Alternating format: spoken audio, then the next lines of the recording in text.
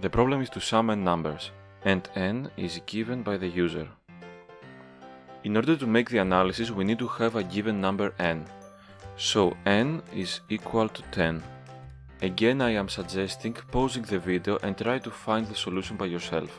Let's try to calculate this with a for loop. The idea here is to use a variable a that will save our current value. Of course, a will start with 0, and every time we will add the next number, so a plus 1, a plus 2, and so on. So we can write a is equal to a plus 1, a is equal to a plus 2. In this way, we will first have a is equal to 0 plus 1, then a is equal to 1 plus 2, and a is equal to 3 plus 3. I believe that this will work, but we have to write 10 command lines.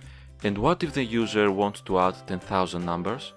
You need to write 10,000 times the same thing. Here comes handy the idea of the for loop. You can create a loop for x in range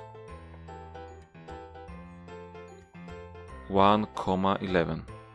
In this way you will have the x ranging from 1, 2, all the way to 10. Of course, inside the for loop you can write a is equal to a plus x. In this way you will create the 10 command lines that in the previous program we have to write them down. In the first loop, x equal to 1, so you will have a equal to a plus 1. Then you will have x equal to 2, so a equal to a plus 2. And so on and so forth again. Let's try to create the actual program. First we need to have a number from the user, so n is equal to input how many numbers. Then we will transform this number into integer, because right now n is a character, so n is equal to integer n. Then we should initialize the a equal to 0 as we already analyzed in theory.